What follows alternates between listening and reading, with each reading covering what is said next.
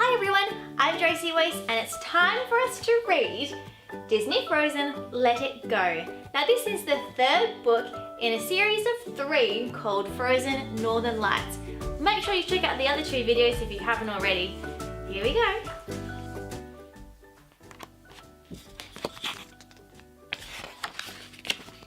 Autumn was nearly over and Little Rock and his friends were on a journey to the Trolls' Crystal Ceremony.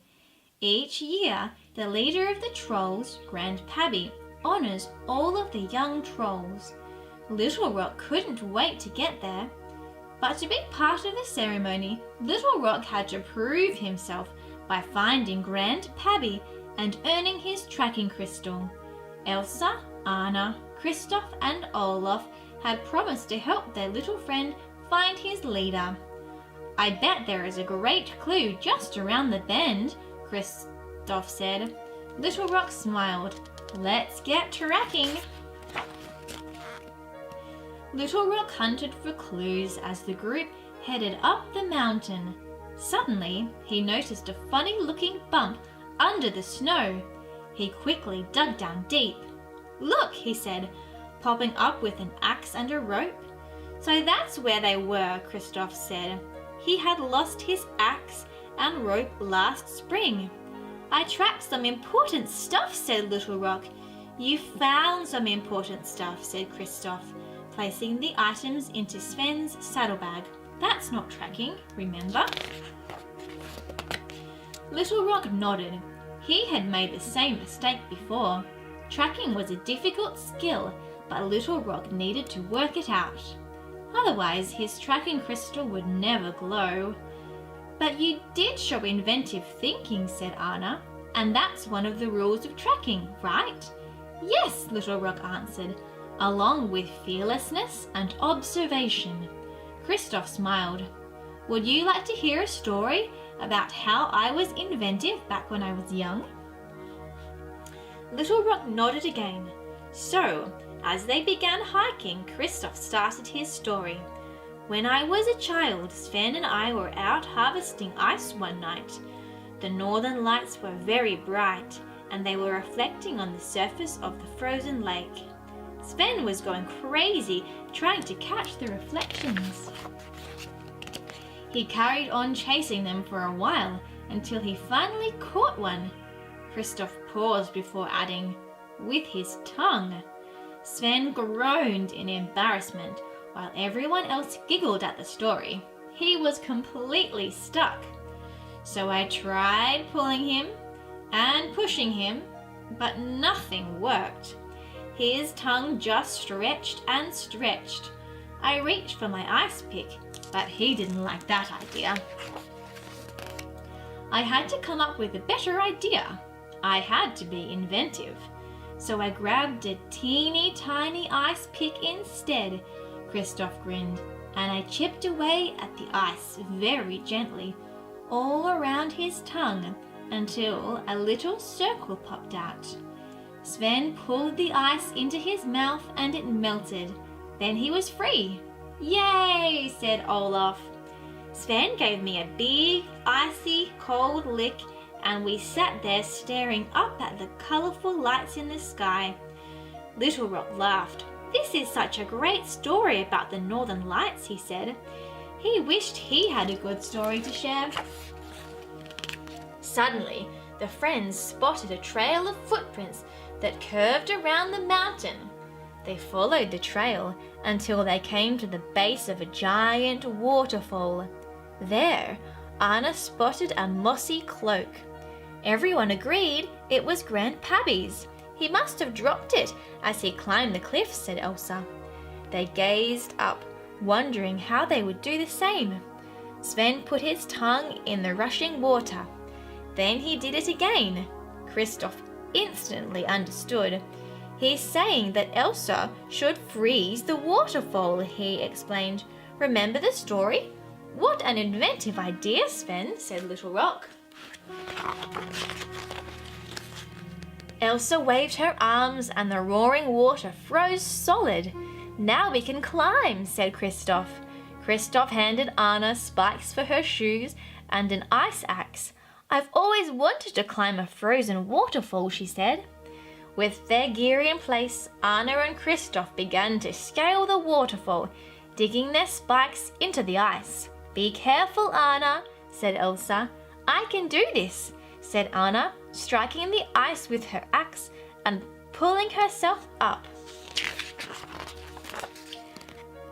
When Anna and Kristoff made it to the top, they threw the rope down. Elsa tied it around Sven and then helped Olaf sit on Sven's head. This was so much fun, said Olaf, holding Sven's antlers as they slowly started to rise up the waterfall. Once Sven and Olaf reached the top, they hoisted Little Rock up. But before they could throw the rope down again, Elsa had used her magic to build stairs. When they asked why she hadn't done that in the first place, she explained, "You were so excited to climb the waterfall. I didn't want to spoil anyone's fun." They all agreed it was a lot of fun. Kristoff and Sven, Little Rock said, "Because you were so inventive with the waterfall, you deserve to carry my water crystal." Little Rock took one of the glowing crystals he'd already earned out of his pouch and handed it to them. Kristoff promised to keep it safe. From the top of the waterfall, they followed the trail as it climbed higher and higher. Soon, the air became thick with fog, and although Little Rock was nervous, he kept going. When they reached the mountain peak, a figure appeared in the mist. Little Rock excitedly ran over and threw his arms around it. "Grand Pabbie!" he exclaimed. Kristoff cleared his throat and gestured towards the real Grand Pabbie. Little Rock was confused. He looked at the moss-covered rock he was hugging and then back at Grand Pabbie. "I found him!"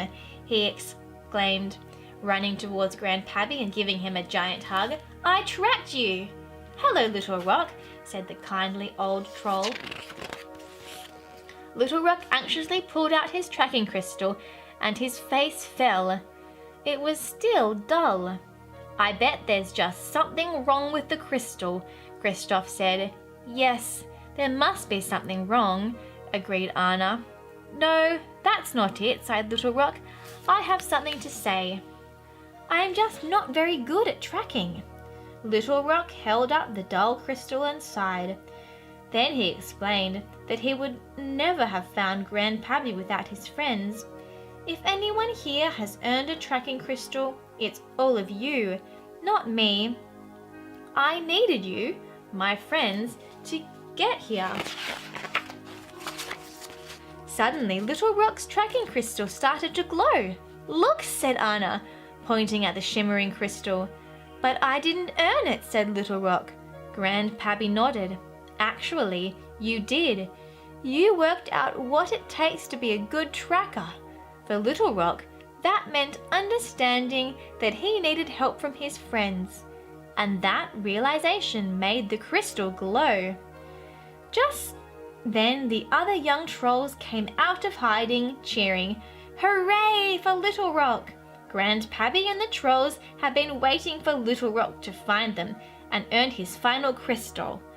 Now it was time for the crystal ceremony to begin. Grand Pabbie called for all the young trolls to gather around him. Little Rock looked shyly at his friends. "Oh, I need my other crystals now," he said. Little Rock's friends had been keeping his other crystals safe, just in case he lost them on the journey. Kristoff gave back the water crystal. Then Anna, Elsa, and Olaf handed over the other crystals Little Rock had earned for learning how to be fearless and observant. With the glowing stones in his hands, Little Rock joined the other young trolls around Grand Pabbie. As Grand Pabbie lifted his arms into the air, all the trolls raised their crystals. The northern lights reflected the colors of the crystals, and the lights bounced back into the sky slightly brighter, but not as bright as Grand Pabbie had hoped.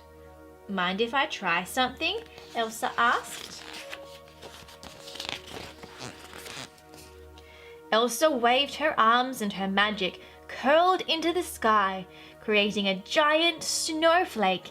It sparkled as it turned, reflecting the northern lights back into the sky and all around them. Olaf hopped with excitement. "It's a rainbow," he gasped. Elsa and Anna's dresses shimmed too. "Well now," said Grandpabbie, "that is so much better." Far away in Troll Valley, the grown-up trolls looked up at the amazing colors in the sky. Thanks to the young trolls, the northern lights were shining strongly again, and everyone knew what the bright lights meant. Little Rock had succeeded in his quest. Little Rock did so well. Well, thanks for watching, everyone. Make sure you buy this book from your local store or online if you liked it so you can read along at home. I'm Josiewose, and I'll see you next time. Bye!